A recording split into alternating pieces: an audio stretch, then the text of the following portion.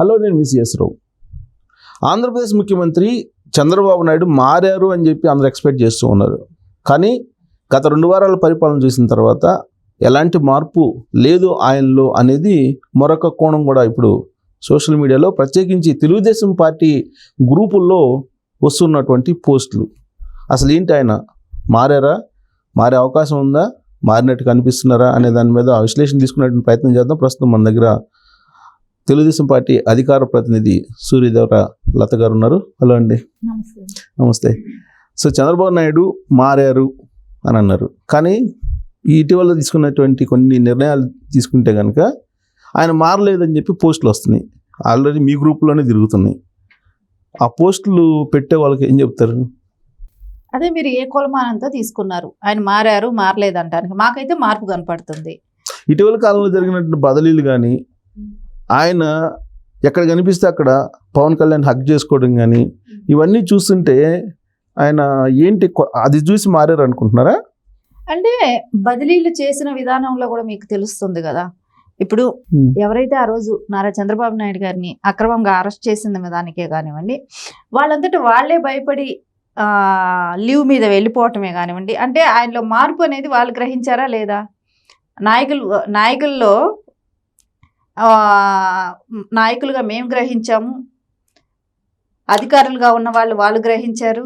వాళ్ళేం గ్రహించలా, వాళ్ళు ఆల్రెడీ బొకేలు పట్టుకుని వచ్చారు. చంద్రబాబు నాయుడు దగ్గరికి వస్తే అందరూ బొకేలు ఇస్తే ఆయన కూడా బొకేలను టచ్ చేసి అందరిని వెనక్కి పంపించారు.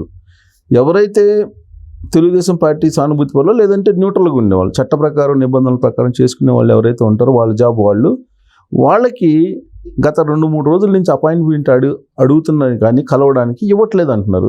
మరి ఆ రోజున మొన్న బొకేలతో కనపడిన వాళ్ళు దాదాపు 60-70% చంద్రబాబు నాయుడికి వ్యతిరేకంగా లేదంటే జగన్ భక్తులుగా పనిచేసిన వాళ్ళే కదా. జగన్ భక్తులుగా పనిచేసిన వాళ్ళే అవ్వచ్చు, కానీ అంటే ఇప్పుడిప్పుడే సిస్టమ్ గాడిలోకి వస్తుంది. ఆయన ప్రమాణ స్వీకారం చేసి కూడా వారం రోజులే అయ్యింది. ఆయన కొత్త సీఎం కాదు కదా, కొత్త సీఎం, 4వ సీఎం. అంటే అందుకేనండి ఒక బేస్ లెవెల్ నుంచి ఆయన క్లియర్ చేసుకుంటూ వెళ్తున్నారు. ఇప్పుడు మీరు ఏమి హోమ్ మినిస్టర్కి చూసినా మీరు అంత ఫ్రీ హ్యాండ్ ఎవరు కూడా ఇవ్వలేదు.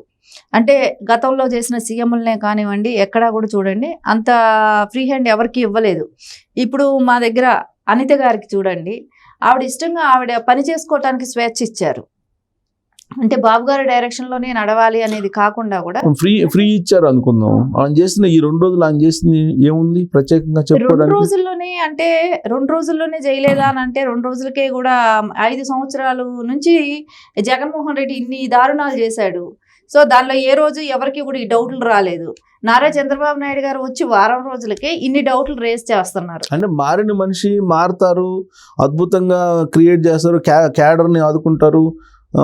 రెడ్ బుక్ ఒకటి ఉంది, తర్వాత మన కార్యకర్తలు ఎవరైతే ఉన్నారో వాళ్ళని ఆదుకుంటాం అని చెప్పారు కదా. అందుకని హోప్స్ ఎక్కువ ఉన్నాయి కదా ఇప్పుడు చంద్రబాబు నాయుడు మీద. ఇప్పుడు రెడ్ బుక్ అని అంటున్నారు. రెడ్ బుక్ అనేది చట్టం తన పని చేసుకెళ్ళింది అనుకోండి, రెడ్ బుక్ తో పని ఏంటండి? అలాంటప్పుడు రెడ్ బుక్ ఎందుకు అయితే?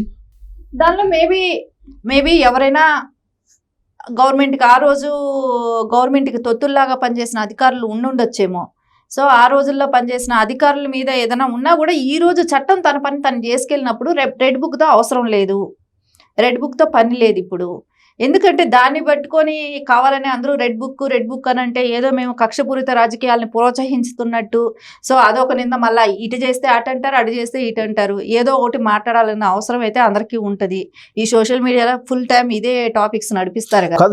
ఇదే సోషల్ మీడియాలో ఏమంటున్నారు, చంద్రబాబు నాయుడు చేసిన బదిలీల్లో సీఎం ఆఫీసులో ప్రద్యుమ్న అనే అతన్ని సెక్రటరీ చేర్చుకున్నాడు, ద్వివేది అనే అతన్ని ఐఏఎస్ని, అతన్నేమో స్టేషనరీ కింద పంపించారు. అదే జగన్మోహన్ రెడ్డి ఏబి వెంకటేశ్వరరావుని 5 సంవత్సరాల పాటు అసలు విధుల్లోకి నిర్వహించకుండా సస్పెండ్ చేశారు. చంద్రబాబు నాయుడు ధైర్యం చేయలేకపోతున్నారు, అందుకే చంద్రబాబు నాయుడు మారలేదు అని చెప్పి మీ గ్రూపుల్లోనే తిరుగుతుంది కదా. ఏమండి, గిట్టని వాళ్ళు పలు రకాలు మాట్లాడతారు. మీ గ్రూపుల్లో వాళ్ళే, తెలుగుదేశం గ్రూపుల్లో వాళ్ళే. తెలుగుదేశం గ్రూపులు వాళ్ళు బహిరంగంగా ఎక్కడైనా చెప్పారా సార్? ఉన్నాయి, గ్రూపుల్లో ఉన్నాయి మెసేజ్లు కూడా, కావాలంటే చూపిస్తాం మీకు. అనుకుంటున్నారు అనేది ఒకటి ఉంటది, అంతేగాని బహిరంగంగా ఇప్పుడు తప్పు జరిగినప్పుడు ఎవరైనా బహిరంగంగా వచ్చి సమాధానం చెప్పాల్సిన అవసరం ఉంటది. అలాంటి చెప్పలేకపోయినప్పుడు వాళ్ళ డౌట్స్ వాళ్ళు రైస్ చేసుకుంటున్నారేమో. డౌట్స్ కాదండి, ప్రద్యుమ్న ఐఏఎస్ ఆయన చంద్రబాబు నాయుడు అధికారం పోయినప్పుడు ప్రతిపక్షంలో ఉన్నప్పుడు జగన్మోహన్ రెడ్డి అద్భుతమైనటువంటి రూలింగ్ చేస్తున్నాడు, నీతివంతమైన పరిపాలన చేస్తున్నాడు, అనవసరంగా ఆంధ్రాని శ్రీలంకని బదనాం చేస్తున్నారని చెప్పి చంద్రబాబు నాయుడు మీద ఐఏఎస్ఎల్ సంఘం తరఫు నుంచి లెటర్ విడుదల చేసినటువంటి ఆఫీసర్ ఆయన్ని ఇప్పుడు సీఎం ఆఫీసులో పెట్టుకున్నారు అని అంటే చంద్రబాబు నాయుడులో మార్పు వచ్చినట్టేనా? అందరి మీద అన్ని రకాల యాక్షన్స్ ఒకేసారి తీసుకోవాలి, ఒకేసారి వాళ్ళని ఇది చేయాలి అని అనటం కరెక్ట్ కాదు. సో ప్రతి వాళ్ళకి ఒకసారి అవకాశం ఇవ్వాలి. యాక్షన్ తీసుకోవడం తర్వాత సంగతి. ఇప్పుడు ఆయన్నే తీసుకొచ్చి పెట్టారు కదండి, దొంగకి తాళం ఇస్తే సరిపోద్దనే. అంటే లాస్ట్ టైం ఆయన గతంలో ఆయన చిత్తూరుకి కలెక్టర్గా కూడా చేశారు. కానీ అప్పుడు కూడా బాబు గారి మీదే ఉన్న నమ్మకంతోనే ఆయన ఆ రోజు ఆ నమ్మకంతోనే ఆయన చిత్తూరులో కూడా ఆయన కలెక్టర్గా పెట్టడం జరిగింది. కానీ ఎవరు ప్రెజర్స్ ఉంటాయేమో, కొన్ని ఒత్తిళ్ళ మూలాన ఆయన ఆ రోజు అలా మాట్లాడాలనిపించారేమో, అవన్నీ కూడా ఉండొచ్చు. అంటే క్యాడర్కి తెలియనటువంటి అవగాహన చంద్రబాబు నాయుడు ఉంది కాబట్టి అదే ఆ అపాయింట్మెంట్ జరిగింది అంటారు, అంతేనా? అట్లా కాదండి, వాళ్ళు వెళ్ళి ఏం చెప్పారు బాబు గారికి, ఇప్పుడు ఐఏఎస్ వాళ్ళు వెళ్ళి అదే నేను అనేది, ఇప్పుడు క్యాడర్కి కొంతవరకు ఒక లెవెల్ వరకు తెలుస్తుందండి ఇన్ఫర్మేషన్, అంతకు మించిన ఇన్ఫర్మేషన్ తెలియదు. చంద్రబాబు నాయుడుకి తెలిసిన ఇన్ఫర్మేషన్ హై లెవెల్ ఇన్ఫర్మేషన్, లేదంటే ఆయనకి ప్రాక్టికల్ ఇన్ఫర్మేషన్ ఉంటుంది. క్యాడర్ ఏంటి కొంత ఉద్రిక్తంగా ఉంటుంది కాబట్టి వాళ్ళు ఏంటంటే వీళ్ళందరినీ తీసేయండి అనే యాంగిల్లో మాట్లాడతారు. అలా కాకుండా స్థితప్రజ్ఞతో ఆలోచించి ఆయన చేసిన పని అని చెప్పి భావిస్తారా మీరు? ఇక్కడ మనం ఎంతసేపు ఒక కలెక్టర్ గురించో ఒక దీని గురించి వ్యవస్థ గురించి మాట్లాడుకోవాలి. ఆ కలెక్టర్ కాదు, సీఎం ఆఫీస్లో సెక్రటరీ ఆయన. రేపు రాష్ట్రంలో ఉండే ప్రతి ఫైల్ ఆయన దగ్గరికి వెళ్తుంది ఖచ్చితంగా. కానీ వ్యవస్థ అంతా కూడా బాబు గారు ఆలోచిస్తున్నారు. సో దీని మూలాన ఇప్పుడు కూటమితో కలిపి ఉంది, ఒక్కళ్ళ డెసిషన్ కూడా అవ్వదు కదా. సో దాని మూలాన బాబు గారిది ఆలోచన కరెక్ట్ కాదని కూడా అనలేమండి. ఆయనకున్న ఎక్స్పీరియన్స్కి ఆయన కరెక్ట్గానే నిర్ణయం తీసుకుంటారు. సో కాకపోతే కొన్ని అంటే ఆ రోజు వాళ్ళు ఏ ఫోర్స్ మూలాన, ఎవరు ఒత్తిడి మూలాన ఏం జరిగింది అనేది వాళ్ళు ఏమైనా వివరించి ఉండొచ్చు. ఇప్పుడు క్యాడర్కి అయినా సరే, ఇప్పుడు ఆయన అధికారంలోకి వచ్చిన తర్వాత 2-3 వారాల నుంచి క్యాడర్ ఏమో నిస్తబ్దుగా ఉంది, నిస్తేజంగా ఉంది. గ్రూపుల్లోనేమో మేము అనుకున్నది ఒకటి జరుగుతుంది ఒకటి అనేటువంటి ఫీలింగ్లో మొత్తం మెసేజ్లు వెళ్ళిపోతున్నాయి. ఒక క్లారిటీ ఇవ్వడానికి ముందుకు ఎందుకు రాలేకపోతున్నారు చంద్రబాబు నాయుడు లేకపోతే లోకేష్? ఎందుకండి ప్రతి చోట కూడా ఇప్పుడు ప్రజా దర్బార్ అని పెట్టి లోకేష్ గారు రోజు ప్రజలతో పాటు క్యాడర్ని కూడా కలుస్తున్నారు కదా. మంగళగిరి వరకు ఆయన ప్రజా దర్బార్ మంగళగిరి వరకే కాదండి, ప్రతి వాళ్ళని కూడా లోకేష్ గారు అందరినీ నాయకులతో కానివ్వండి, కార్యకర్తలతో కానీ ఆయన టచ్లోనే ఉంటున్నారు. అదంతా బయట వచ్చేదంతా ఒక అపోహ కానివ్వండి, ఆయన ఖచ్చితంగా క్యాడర్తో అయితే కలిసే ఉన్నారు. ఇంకా నారా చంద్రబాబు నాయుడు గారు ఇప్పుడే కదండి, 2 వారాలు కూడా అవ్వలేదు, 2 వారాలు కూడా అవ్వకనే క్యాడర్కి ఏమీ చేయలేదు అంటే అప్పుడే ఎట్లా చేయగలుగుతారు? ఇంకా పోస్టులు భర్తీ అవ్వలేదు, నామినేటెడ్ పోస్టులు. మీరు కలిసారా చంద్రబాబు నాయుడిని? మీరు కలిసారా రిజల్ట్ వచ్చిన తర్వాత? కలవలేదు. ఇంకా కలవలేదా? ఓకే, రిజల్ట్ రాకముందు కలిసాను. సో అప్పటికి ఇప్పుడు అంటే ఒకవేళ కలిస్తే కనుక మీరు ఆయనలో ఏమన్నా మార్పు వచ్చిందా అని అడుగుదామని, అంతే, అంతకు మించి ఏం లేదు. ఓకే, మార్పు ఎందుకు వస్తుంది? మార్పులు అనేది ఆయన ఎప్పుడు అండి కార్యకర్తల్ని ప్రతి ఒక్కళ్ళని కూడా పేరున గుర్తుపెట్టుకుంటారు. ఈ రోజు ఆయనకేం అధికారం కొత్త కాదు, అధికారంలో ఉండటం అనేది ఆయనకి కొత్త విషయం ఏం కాదు. అధికారం చూసిన వ్యక్తే, రాజకీయాలుగా 40 సంవత్సరాలుగా ఆయన రాజకీయంలో ఉన్న వ్యక్తే. కానీ అలాంటి ఆయన ఈరోజు మేము వెళ్తే మళ్ళీ ఏదో చూడనివ్వలేదు అనే ద్వారానికి మీరు మాట్లాడతారేమో అని అనుకున్నాను. అది కాదు, కానీ ఆయన జస్ట్ మాకు కూడా ఇప్పుడు వెళ్ళి ఆయన్ని డిస్టర్బ్ చేయటం ఎందుకు, చాలా బిజీగా ఉన్నారు. సో కొంచెం ఒక గార్డెన్ పడిన తర్వాత వెళ్ళి ఆయన కలిస్తే బాగుంటుంది. ఇప్పుడే వెళ్ళి మనము అందరం వెళ్ళి అపాయింట్మెంట్ దొరకకుండా ఇబ్బందులు పడటం ఎందుకు అనే దాంతోనే కాదు. మీకు ఒక స్పోక్స్ పర్సన్గా ఆయన మారినటువంటి మనిషి, మారినటువంటి లీడరు, గతానికి ఇప్పటికి అనేది ఎక్కడ, ఏ పాయింట్ దగ్గర కనిపిస్తుంది? నేను పోలిట్ బ్యూరో గత వారం కలిశాను, కానీ అంటే రిజల్ట్స్ బిఫోర్ కలిశాను, ఎగ్జిట్ పోల్స్ వచ్చిన తర్వాత కలిశాను. కానీ ఆయనలో కాన్ఫిడెంట్ బాగా కనపడుతుంది. ఆయన ఏదైతే అంటే వీళ్ళు చేసిన అరాచకాలకంతా కూడా చెక్ పెట్టగలరు అనేది అయితే కనపడుతుంది. ఆయన ఏది కూడా మర్చిపోలేదు. అంటే నేను అనుకోవటం, అంటే మీరు కక్షపూరిత రాజకీయాలని అనుకుంటారేమో, అది కాదు నేను చెప్పేది. అంటే రాష్ట్రం ఉన్న వైఫల్యం ఈరోజు గత 5 సంవత్సరాలుగా కూడా చూస్తే ఎంత వైఫల్యం చెందిందో, దాన్ని అన్నిటికీ కూడా నేను గాడిని పెట్టగలుగుతాను. సో నేను క్యాడర్కి భరోసా ఇవ్వగలుగుతాను అనే కాన్ఫిడెంట్ ఆయనలో ఉంది. ఎందుకంటే నేను మాట్లాడిన దానిలో నాకు అది అర్థమైంది కాబట్టి చెప్తున్నాను. అంటే అప్పటికే ఎగ్జిట్ పోల్స్ అన్నీ కూడా పాజిటివ్గా వస్తుంది టీడీపీకి. సో కేకే సర్వే లాంటివి కూడా అంత పాజిటివ్గా వచ్చిన టైంలో కూడా కలిసినప్పుడు కూడా ఆయన అందరినీ ఆప్యాయంగా పలకరించడం కానివ్వండి, తెలంగాణలో ఉన్న క్యాడర్కి కూడా అంటే 4వ తారీఖు తర్వాత నేను బిజీ అవుతాను, సో మిమ్మల్ని అందరినీ కలవటం మళ్ళీ మిస్ అవుతుంది, మళ్ళీ లేట్ అవుతుందని ఆయన అందరినీ ఇంటికి పిలిపించుకొని మాట్లాడటం కానివ్వండి, అందరికీ ఒక 1 అవర్ టైం ఇచ్చి అందరితో కూడా సరదాగా మాట్లాడటం కానివ్వండి, పార్టీ గురించి కానివ్వండి, ప్రతి ఒక్క సో ఆ మార్పు గమనించారు మీలో ఆయనలో ఈసారి కాదండి, ఆయనకి ఎప్పుడూ అభిమానం ఉంటుంది. మరి ఇంకా మారిన మనిషి ఉంది, మారారు అంటారు. అదే మనిషి కదా, అదే లీడర్ కదా. అదే లీడర్ అయినా అంటే కార్యకర్తల మీద ఆయనకి ఎప్పుడు అభిమానం ఉంటది, ఎప్పుడు గుర్తిస్తారు. సో మీరు అనేది ఏంటంటే గతంలో అధికారులకి ఎక్కువ టైం కేటాయించేవాళ్ళు, సో ఈ టైం అట్లా లేదు, కార్యకర్తలకే ఎక్కువ టైం కేటాయిస్తారు. ఓకే, రాజకీయాల్లో ప్రత్యక్ష రాజకీయాలకు ఎప్పుడు రానటువంటి భువనేశ్వరి, ఈసారి బ్రాహ్మణి వీళ్ళందరూ కనిపించారు కదా ఎన్నికల ముందు. మరి ఇప్పుడు అధికారంలోకి వచ్చిన తర్వాత కూడా ఏదో ఒక పదవుల్లో వచ్చే అవకాశం ఉందా?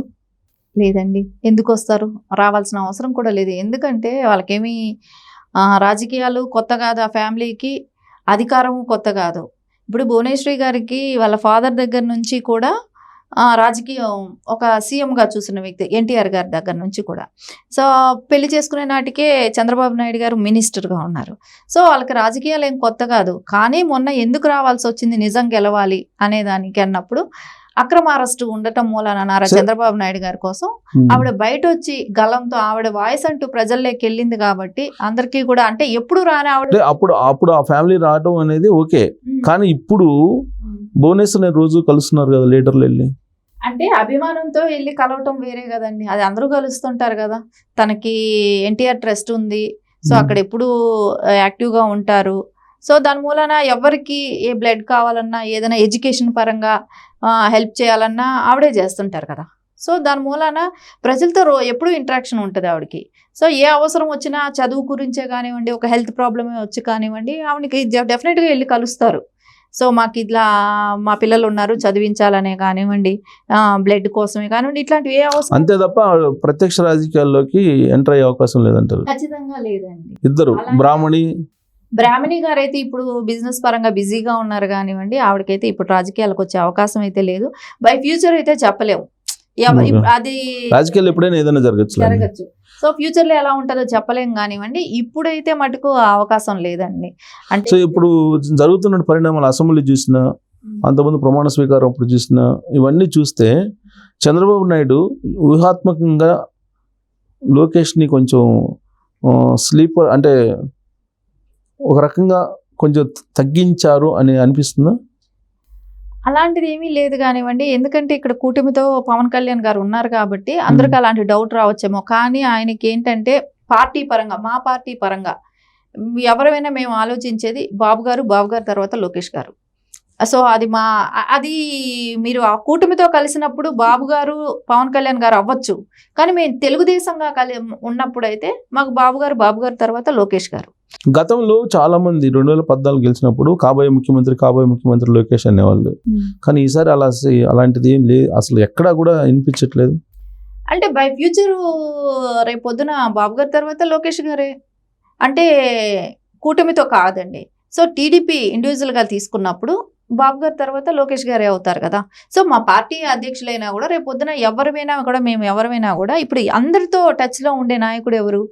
సో బాబు గారి కన్నా కూడా ఎక్కువ లోకేష్ గారితో ఇంటరాక్షన్ ఎక్కువ ఉంది. మీకు స్పోక్స్ పర్సన్గా మీ పార్టీ వాళ్ళు ఎవరైనా కలిసినప్పుడు పవన్ కళ్యాణ్కి చాలా ఎక్కువ ప్రాధాన్యత ఇస్తున్నారు చంద్రబాబు నాయుడు, లోకేష్కి ఇవ్వట్లేదు అనే భావన వ్యక్తం చేయలేదు ఎవరు? అలాంటిది ఏమీ లేదండి. కూటమిలో ఉన్నప్పుడు పవన్ కళ్యాణ్ గారు కానివ్వండి, పురంధరేశ్వరరావు గారు కూడా ఉన్నారు బీజేపీ తరఫున. సో అది ఒక కూటమి అంతవరకు, అంటే కూటమిలో ఉన్నప్పుడు ఫస్ట్ సెకండ్ థర్డ్ ప్లేస్లో అట్లా వాళ్ళకు ఉంటాయేమో. కానీ మాకు పార్టీ పరంగా వచ్చినప్పుడు ఫస్ట్ బాబు గారు, తర్వాత లోకేష్ గారు. సో అది ఫైనల్ డెసిషన్, ఇంకా వేరే ఏమీ ఉండవు. ఆ ఆలోచన, ఆ థాట్ కూడా మాకు ఎవరికి లేదు కూడా. పార్టీ పరంగా వేరు, కూటమిలో పరంగా వేరు. దాని గురించి ఇంత మనం ఆలోచించాల్సింది కూడా లేదు, డిఫరెన్స్ కనపడతానే ఉంది. Okay, thank you. Chandrababu Naidu అయితే మారారు అంటున్నారు, బట్ ఆయనలో మార్పు ఏంటి అనేది మాత్రం ఇంకా ప్రశ్నార్థకంగానే ఉంది. గత 2 వారాల నుంచి బాగా ఆయన మారలేదు అనేది కామెంట్స్ వస్తున్న క్రమంలో మరి చూద్దాం ఆయన ఏమైనా రాబోయే రోజుల్లో ఎలాంటి అభిప్రాయం ఉంటుందో క్యాడర్.